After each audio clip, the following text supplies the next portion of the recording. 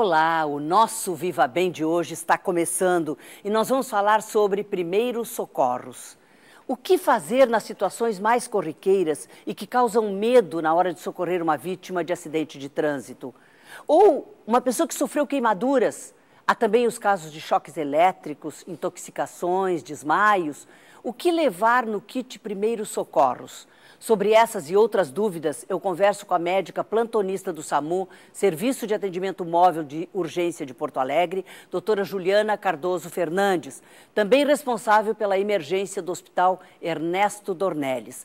Mas antes de eu conversar aqui com a doutora Juliana, nós vamos ver algumas dicas sobre primeiros socorros.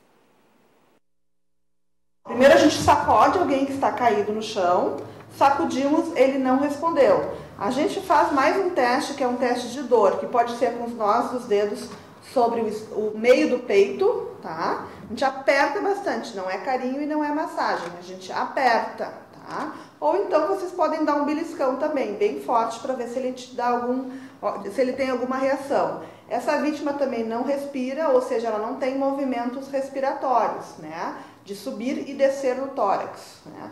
A gente vai, então, posicionar sempre ela no chão, né? E se a gente estiver sozinho, o primeiro momento é o momento de chamar ajuda. A gente aciona 192, tá? E depois a gente começa a atender a parada. Todo o início do atendimento da parada é pela compressão torácica. O que é isso? É vocês apertarem o tórax, né? Estando numa superfície rígida. Ela precisa estar numa superfície rígida para que eu possa fazer uma compressão desse coração. O que eu quero? É apertar esse coração. Qual é o local da compressão torácica? Entre os dois mamilos, bem no centro, como se fosse uma linha imaginária passando entre os mamilos. Bem no centro dessa linha, eu vou posicionar as minhas mãos. A mão esquerda pode ser primeiro, tanto faz, e a direita por cima, ou ao contrário, se vocês têm mais força com a esquerda.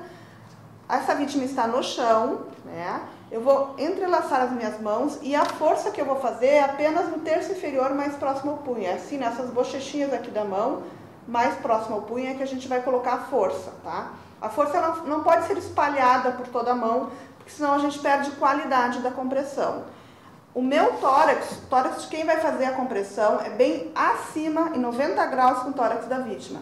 Então eu não faço uma compressão aqui atrás porque eu perco força, eu perco fôlego, né? Não tenho fôlego para atender a parada. Então eu trago o meu tórax em 90 graus com o tórax da vítima e eu simplesmente largo o peso do corpo, tá? Quantas compressões eu vou fazer, né?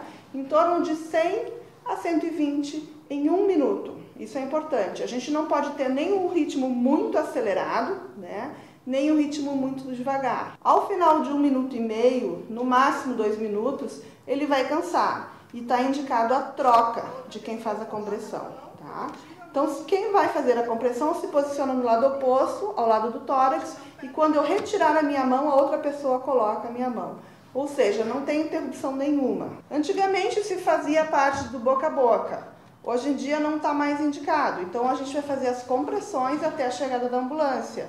1 minuto e meio, 2 minutos, quando já vai estar cansado, outra pessoa substitui, sem interrupção. Quando vocês fizerem a primeira compressão, se ela se mexeu, se ela piscou o olho, e é importante que vocês estejam olhando para a vítima, se ela mexeu, piscou o olho, mexeu o braço, parem a compressão. É porque vocês tiveram algum problema na avaliação e essa vítima não está em parada, ela está inconsciente.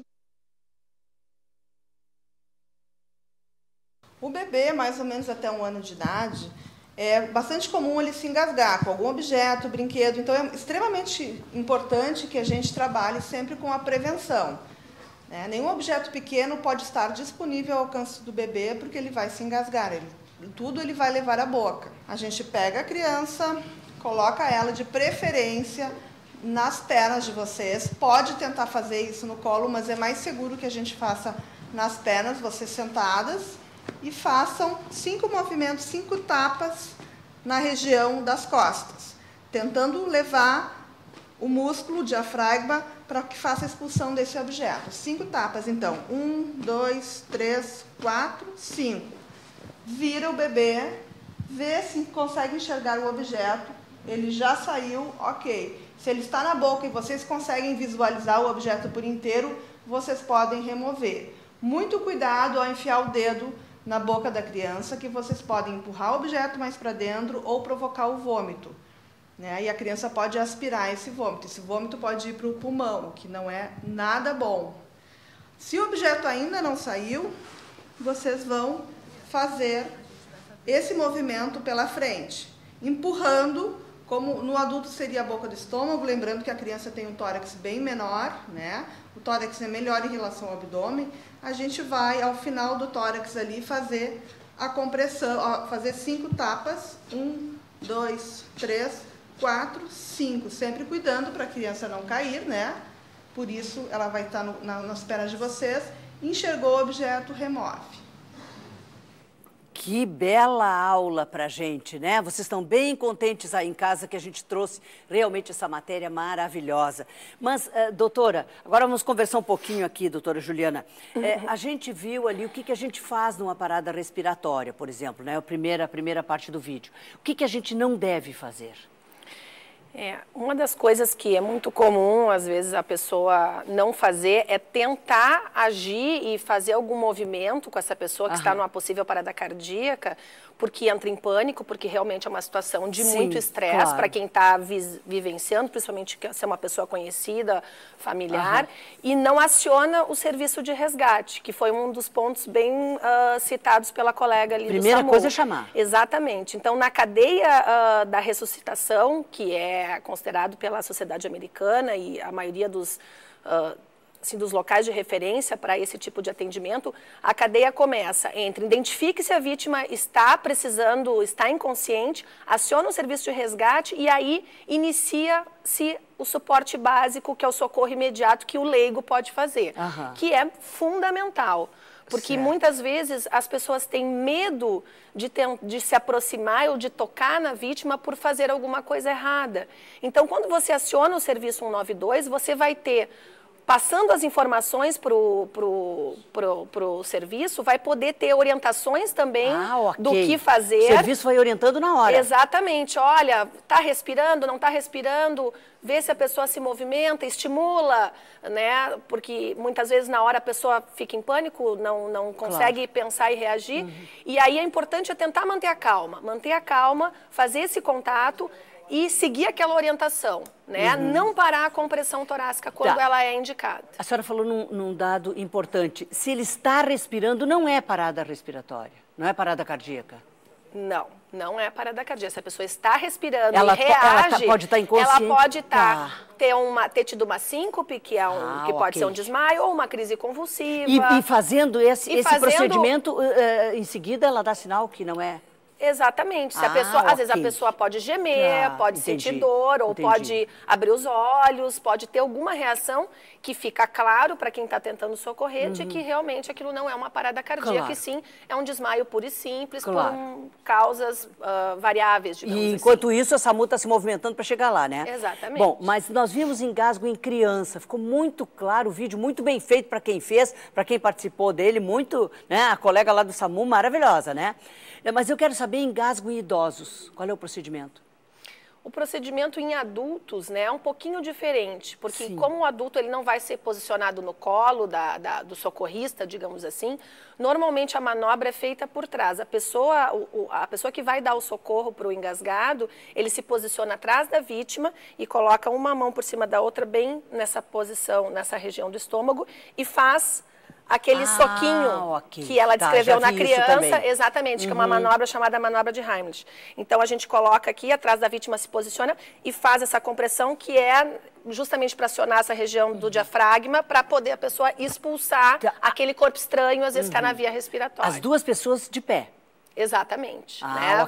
Vai se posicionar com a vítima e fazer essa manobra exatamente de pé. Tá. E se for um idoso que não está conseguindo ficar em pé, pode ele sentado e a pessoa por trás fazer e baixar a cabeça? Pode, exatamente. Isso aí já é a professora que tá funcionando aqui. O baixar a cabeça não ajuda muito. Não é necessário. Porque quando a pessoa baixa a cabeça, ela faz essa via aqui ficar mais obstruída. Certo. Então, sempre do engasgo, numa obstrução respiratória, o objetivo é abrir a via aérea. E a gente abre a via aérea quando a gente ergue o queixo da vítima, né? Então, a posição ereta de pé, se ela está engasgada ou sentada, é alguém ir por trás e tentar fazer essa manobra. Sempre em cima do estômago. Né? Exatamente. E sempre tentar manter a via aérea aberta. Né? Okay.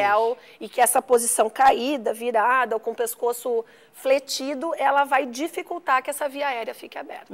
Claro. E caso de intoxicação, aquelas intoxicações repentinas, começa realmente, a gente nota que a pessoa está ficando completamente diferente. No Brasil, a gente vê que a maior causa de intoxicação ainda é medicamentosa, né? Em crianças por acidentes domésticos, né? A criança tem acesso à medicação, ingere um vidro de antibiótico ou de remédio para febre. E nos adultos podem ser por uso errado de dose, né? Tomou 2, 3 comprimidos seu antihipertensivo a mais, ou tentativas de suicídio, questões psiquiátricas que a pessoa ingere propositalmente uma grande quantidade de medicação. Né? Então, normalmente, quando a intoxicação é medicamentosa, depende muito da quantidade de medicamento que foi ingerido, o dano à saúde. Pode ser desde sintomas colaterais daquele próprio remédio, quanto uma situação mais grave, como coma, insuficiência renal, insuficiência de fígado, né? Perda de consciência, crises convulsivas. E se for de um alimento, por exemplo, tem gente que não sabia, come camarão e começa a empolar. Começa a fazer. A minha avó dizia, dá meio copo de azeite. Funciona isso, doutora? Normalmente... Diz que era para vomitar. Normalmente quando a pessoa já está manifestando uma reação, que é o rash, que a gente chama, que é esse vermelhão, a coceira, né? Ela já está absorvendo de alguma forma, se foi alimentar, já está na via da corrente sanguínea, aquele produto que causou a reação. Então, o adequado, né, se é uma reação intensa e rápida, é procurar um serviço de emergência para um atendimento médico, né? Porque eliminar através de vômito numa pessoa que já está manifestando sintomas geralmente não é o suficiente, né? E o vômito provocado, ele pode ter efeitos danosos, porque, por exemplo, se é uma pessoa idosa, vomita, como ela citou ali, o vômito que acontece numa situação de urgência, às vezes ele pode ser aspirado. E pelo idoso também, não só pela criança. Exatamente. Então, esse vômito que é aspirado, ele pode causar uma pneumonia. Né? Então, induzir vômito assim, domiciliar, não é uma estratégia segura para resgate de intoxicação. A nossa estratégia aqui está sendo segura, né? Nós estamos trazendo muitas indicações e é como eu digo sempre aqui, nada melhor do que o conhecimento, e espalhem o conhecimento, né? Primeira coisa, manter a calma. Nós vamos a um pequeno intervalo e vamos saber mais e vamos aproveitar muito a estada aqui da doutora Juliana, que eu já agradeço, fechou a sua agenda para poder estar aqui com a gente neste momento.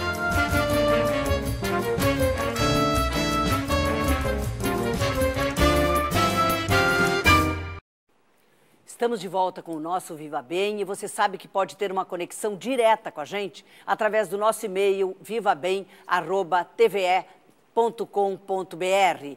Também pode nos encontrar no facebook.com/programa Viva Bem, como vocês fazem sempre, né?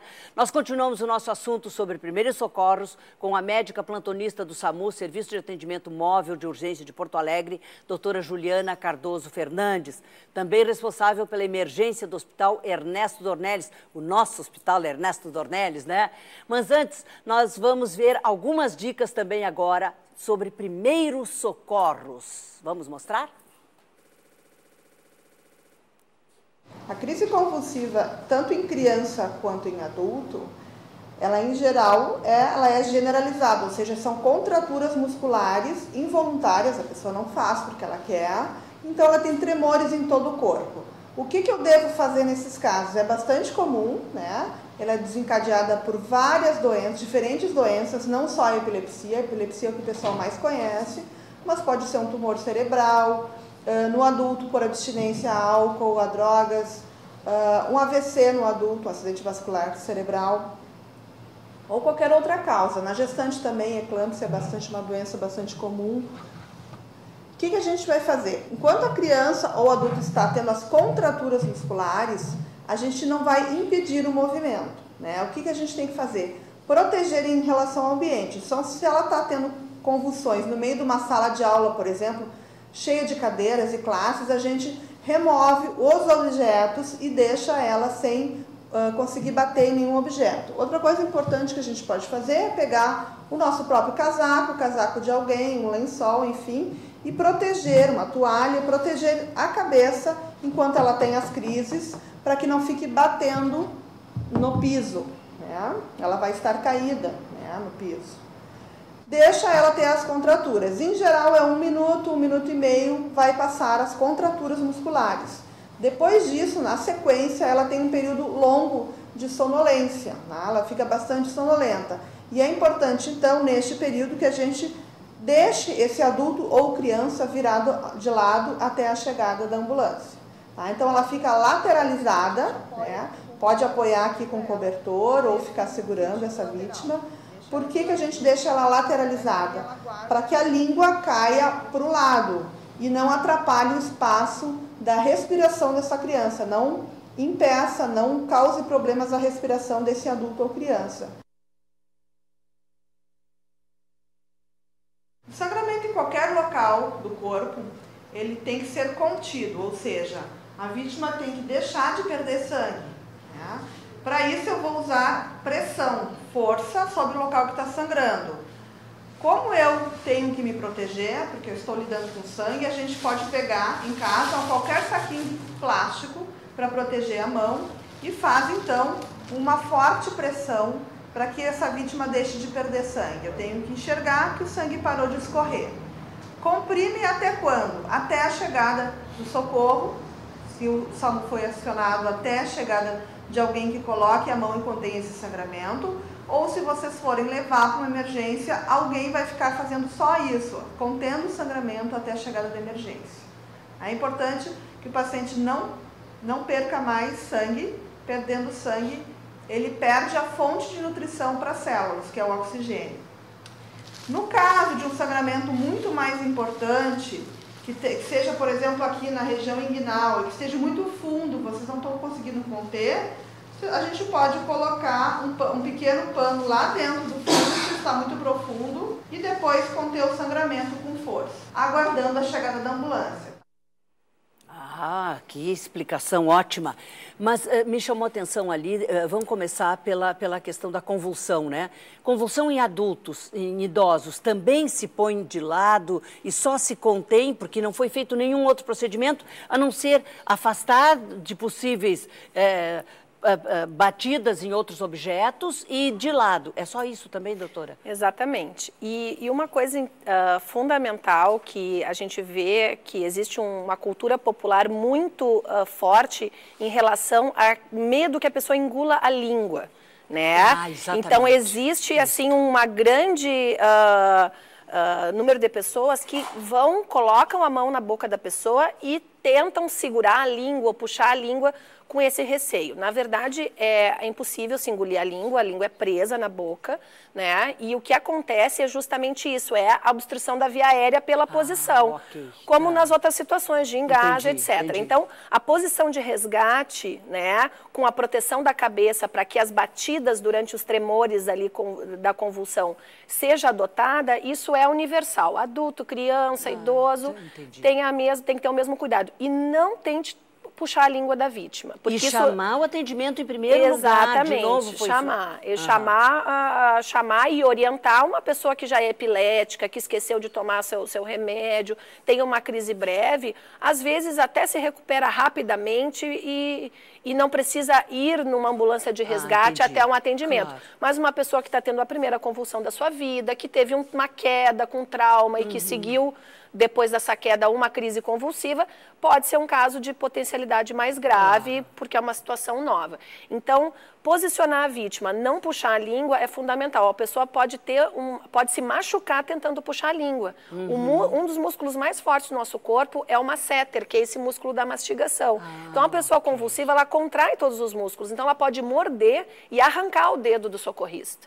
Entendi. Na tentativa de fazer essa manobra de segurar a língua, que não tem necessidade. E é um movimento involuntário também dela. Exatamente. Claro. Então, a pessoa vai fazer isso de forma involuntária, inconsciente, né? Mas a senhora falou em algo muito importante nos dias de hoje. A gente sabe que a gente está com a população envelhecendo, as casas não estão preparadas, são as quedas em idosos. Às vezes as pessoas, não, está se queixando, que se queixou sempre, só caiu, só bateu um pouquinho com a cabeça, mas está bem, senta aqui, já deu. Não, tem que buscar atendimento sendo idoso? A queda é uma causa importante de dano ao idoso, porque vários danos podem acontecer em função de uma queda simples. Na decorrência depois, né? Exatamente. Uma queda da própria altura, o idoso está caminhando, se desequilibrou, escorregou no tapetinho, ou o chinelo que não estava bem calçado não deu uma firmeza e a pessoa caiu da própria altura. Às vezes, uma queda da própria altura pode não causar muita preocupação, mas ela pode provocar, por exemplo, uma fratura de fêmur numa pessoa idosa que tem osteoporose. E que isso, na hora da queda, pode ter alguns sinais que possam chamar a atenção de um risco maior de fratura ou não. Entendi. Então, se a pessoa caiu, né, como o limite de dor de cada um é muito variável, tem pessoas que têm mais dor, menos dor, outras se queixam menos. Suporta mais ou menos. Exatamente. Então, se a pessoa ficou com alguma dificuldade de movimentar algum dos membros que bateu na queda, ou um braço, ou uma perna, se mostrou uma mudança assim, de volume, ficou muito inchado, ou a pessoa começa a mancar, ou começa a perder a função do membro, não estica, não dobra, se bateu um cotovelo, um braço, isso deve ser avaliado melhor, deve ser deslocado até um serviço de emergência, fazer uma avaliação para poder prevenir um dano que pode ser mais grave. Eu já ouvi pessoas contarem assim que depois teve danos maiores, porque eu dou teatro para a terceira idade, então às vezes vem umas histórias deles assim, né? De que a pessoa caiu, ficou mais quieta, está com muita dor, não estou com quase dor, então deita um pouquinho, quem sabe dorme. Isto depois teve consequências sérias, porque a pessoa precisava de atendimento e a pessoa dormiu, ficou mais tempo. Isso pode... Então, nada de botar para dormir, né, doutora? A queda que bate a cabeça, que é o famoso traumatismo craniano, ela deve ser melhor observada, principalmente nas primeiras horas após a batida. Ok. Né? Então, essa questão de dormir ou não dormir, tudo depende da intensidade da batida, da altura que essa queda foi, se caiu de uma escadinha, se caiu da própria altura, se caiu de uma escada maior, com mais degraus. Então, a queda de maior altura geralmente assusta mais, dificilmente as pessoas ficam em casa. Mas às vezes a lesão é maior na queda da própria altura. Exatamente, às vezes pode causar uma fratura importante, principalmente o idoso usa às vezes muitos remédios, às vezes usa remédio para prevenção de doenças cardíacas ou para melhora da circulação, que são remédios que podem favorecer um pouquinho algum grau de sangramento numa batida, e isso deve ser visto, principalmente se muda o comportamento. Ficou muito sonolento, vomitou depois da queda, ou ficou mais quieto, né? A dor, às vezes, não é o único parâmetro de gravidade, sim mudança de comportamento e de nível de consciência. E como prevenção, kit primeiros socorros, seja no carro, em casa, o que a gente deve ter? O kit primeiros socorros, ele na verdade, ele deve conter coisas simples, né? Material para fazer pequenos curativos, né? A gente viu ela usar gaze. Exatamente, gaze, ataduras, né? Podem ser bem úteis na questão de ferimentos com sangramento, onde pode ser protegida a área do ferimento. E faz compressão também, né? Fazendo a compressão, claro que devidamente protegida, né? O saco plástico é uma alternativa bem simples, né? Se a pessoa tiver uma luva, seria o ideal, mas realmente isso não é a realidade da maioria das pessoas, terem luva, né? Até pode usar uma própria luva de cozinha, né? Uma luva que usa para proteger o fogão da temperatura, coloca na hora de uma urgência ali, que já é uma barreira, né? Já serve como uma barreira para não ter contato com sangue. Então, ataduras, gases, band-aids, podem ser... Água oxigenada para limpeza? Não tem a necessidade. limpeza, o ideal é ser ou com soro fisiológico ou com água corrente mesmo. Soro, né? tá. Eu acho que não é... A água oxigenada, ela não tem, assim, um benefício maior. É que eu sou antiga, sou do tempo da água oxigenada. A água oxigenada era muito usada, muito usada, né? Hoje tem esses antissépticos que são à base de clorexidina, que o antigo metiolate, que era colorido, hoje ele é transparente, que a maioria, né, que é uma das marcas referência que tem, que é o clorexidina, né, aquoso, que é um antisséptico simples de limpeza que pode ser colocado no Nós estamos no ferimento. final do programa, só mais uma dica rapidinha, a questão de choque elétrico, que dá muito problema de toca na pessoa que está tendo um choque elétrico. O choque elétrico é um problema, né? A gravidade do choque depende muito da fonte de energia daquela corrente, se é uma tomada simples domiciliar ou se é uma rede de alta tensão, né? Então pode causar desde uma queimadura local simples, né, quanto uma parada cardíaca, porque provoca uma arritmia. E o corpo é um condutor de energia, então a vítima que sofreu choque, ela vai estar conduzindo energia. O socorrista, ele vai se expor a aquele choque se ele tocar na vítima sem um mecanismo de barreira, como luva, bota de borracha, que vai isolar, né? Ok. E madeira, doutor, cabo de vassoura para mexer na pessoa? O mais importante é tentar cortar a fonte de energia que está causando aquele choque. Então, se é uma rede que pode ser desligada, a chave elétrica ou tirado da tomada, se é um eletrodoméstico, né, como um cortador de grama, por exemplo, que pode ter uma tensão maior, ele deve ser cortada a corrente dele. Isso já é o primeiro socorro. E é claro, se a vítima está num ambiente molhado, conduz melhor a energia, então isso vai provocando mais dano ainda. Então, tentar tocar na vítima com um mecanismo de barreira, né? E de preferência cortar a corrente antes. Claro. Bom, a gente sabia que não ia dar tempo para tudo, né? Vocês pedindo, a doutora volta aqui para a gente conversar mais sobre isso, mas acho que foi um belo programa com muitas informações importantíssimas. Lhe agradeço muito a presença no programa, ter fechado a sua agenda para nos atender aqui. O pessoal de casa fica muito satisfeito. E vamos terminar de mãos dadas. Me dê sua mão esquerda, porque eu sempre termino o programa assim.